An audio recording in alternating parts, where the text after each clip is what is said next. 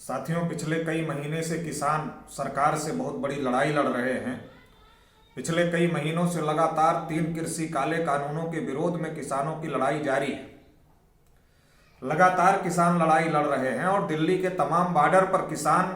लाखों की तादाद में डटे हुए हैं।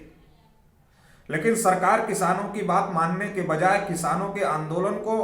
बदनाम करने की कोशिश कर रही है। किसानों के आंदोलन को धमका करके, किसानों के आंदोलन पर दबाव बना करके किसानों के आंदोलन को वापस कराने की और किसानों को घर भेजने की कोशिश कर रही है। लगातार हम लोग देख रहे हैं किसानों की और सरकार की वार्ता भी हुई, लेकिन वार्ता बेनतीजा रही क्योंकि सरकार किसानों की बात मानने के लिए तैयार नहीं है।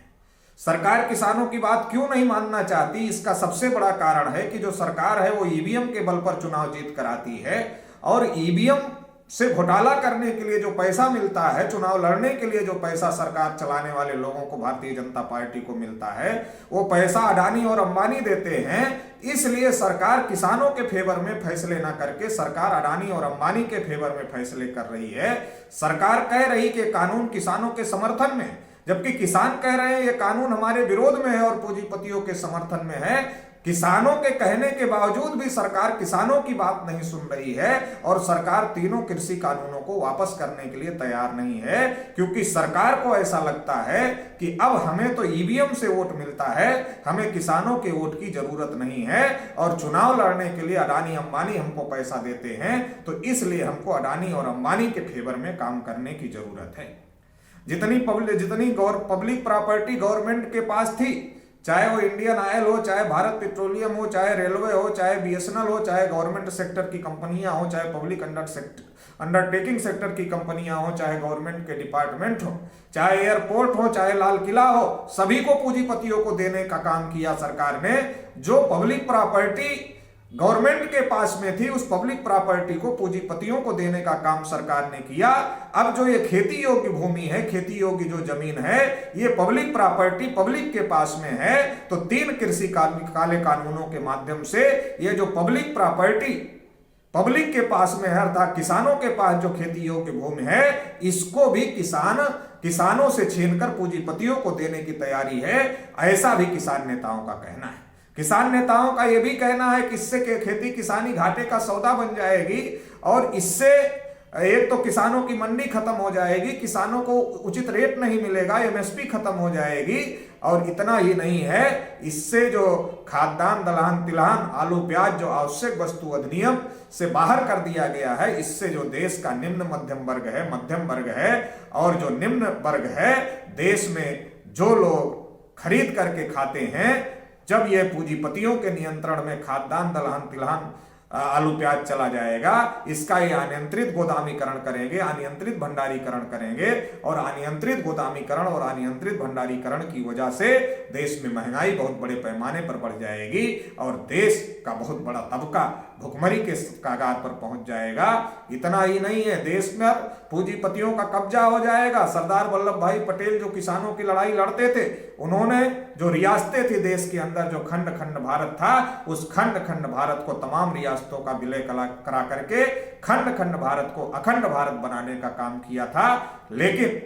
वर्तमान सरकार फिर से टाटा, बिरला, अंबानी, अडानी की रियासतें बनाना चाहती है। सरकार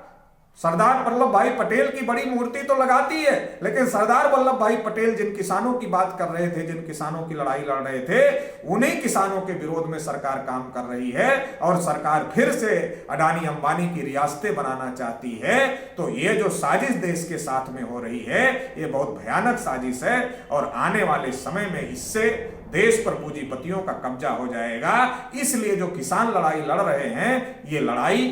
बहुत जरूरी है। इसलिए सरकार किसानों को धमकाने की कोशिश कर रही है। आप लोगों ने देखा होगा जिस तरीके से 26 जनवरी को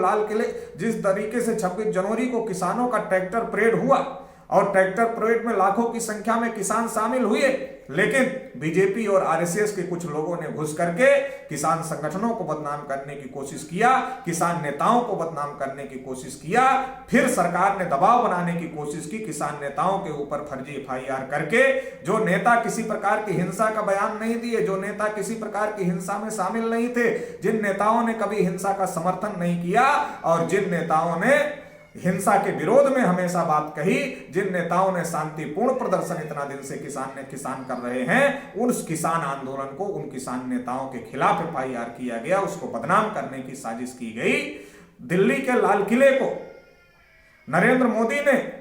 प्राइवेट हाथ में दिया, पूंजीपतियों को दिया, तो लाल किले की बेइज्जती नहीं हुई, लेकिन आज किसानों को बदनाम किया जा रहा है, किसान लाल किले की बेइज्जती कर रहे हैं। इस साजिश को समझने की जरूरत है। स्थानीय बीजेपी के नेताओं के साथ में पुलिस ने मिलकर किसानों के ऊपर हमला भी किया, किसानों को भगाने की कोशिश भी किया, लेकिन फिर भी किसानों के हौसले को हम सल्यूट करते हैं कि किसानों ने ये कह दिया कि तुमको जो करना है वो करो, लेकिन हम ना छोड़ने वाले हैं, ना भागने वाले हैं, हम यहां से वापस जाएंगे तो वापस अपनी मांग मनवा कर ही जाएंगे, तीनों काले कानून वापस करवा करके ही जाएंगे। गाजीपुर बॉर्डर पर जिस प्रकार से पुलिस ने दबाव बनाया था, राकेश टिकैत ने, किसान नेता ने जिस प्रकार का हौसला दिखाया और जिस प्रकार से उन्होंने कहा कि तुमको जो करना है करो, हम कहीं जाने वाले नहीं हैं, इसी प्रकार से संयुक्त किसान मोर्चे के तमाम नेताओं ने यह फैसला किया कि हम बॉर्डर छोड़कर जाने वाले नहीं हैं, हम यहीं रहेंगे जब तक 3 काले कानून वापस नहीं हो जाते। तो ये जो लड़ाई है, ये लड़ाई अकेले किसानों की लड़ाई नहीं है, बल्कि ये देश को बचाने की लड़ाई है। पूरे देश को पूंजीपतियों के नियंत्रण में करने की तैयारी भाजपा और RSS की बहुत बड़ी साजिश है। इस साजिश को समझना होगा, इस साजिश को विफल करना होगा। विफल करने के लिए जो किसान लड़ाई लड़ रहे हैं, उस लड़ाई को साथ देना होगा। अगर आज हमने किसानों की लड़ाई को साथ नहीं दिया तो हमारी आने वाली जनरेशन पूंजीपतियों की गुलाम हो जाएगी। इसलिए देश के हर नागरिक का यह कर्तव्य है कि किसानों की लड़ाई को साथ दे, किसानों के आंदोलन को साथ दे, और किसानों के आंदोलन को साथ देने के लिए राष्ट्रीय पिछड़ा वर्ग मोर्चा हमेशा से, किसानों ने जो भी आंदोलन घोषित किया, उस हर आंदोलन में राष्ट्रीय पिछड़ा वर्ग मोर्चा ने किसानों का समर्थन किया, और हम लोग और हमारे कार्यकर्ता किसानों के हर आंदोलन में शामिल रहे। अभी जो किसानों की लड़ाई है, आगे की लड़ाई में भी राष्ट्रीय पिछड़ा वर्ग मोर्चा किसानों के साथ में है। और हम अपने देश भर के कार्यकर्ताओं को ये अपील करना चाहते हैं, देश भर के अपने कार्यकर्ताओं को, पदाधिकारियों को, शुभचिंतकों को ये कहते हैं कि आप सभी लोग किसानों के समर्थन में लामबंद हो जाओ, किसानों के समर्थन में खड़े हो जाओ, और किसानों के समर्थन में खड़े होकर के गांव-गांव के लोगों को चौपाल लगा करके किस प्रकार से सरकार पूंजीपतियों का गुलाम देश के किसानों मजदूरों को बनाना चाहती है, किस प्रकार से सरकार पूरे देश को पूंजीपतियों के हाथों गिरोही रखना चाहती है, इस साजिश का पर्दाफाश करना होगा गांव-गांव चौपाल लगा करके, और गांव-गांव चौपाल लगा करके किसानों का समर्थन खड़ा करना होगा, किसानों के समर्थन में माहौल निर्माण करना होगा। क्योंकि सरकार तभी डरने वाली है जब पूरे देश के गांव-गांव से किसानों के समर्थन में आवाज उठे। तो ये आवाज उठाने के लिए हम राष्ट्रीय पिछड़ा वर्ग मोर्चा के सभी कार्यकर्ताओं को, सभी पदाधिकारियों को, सभी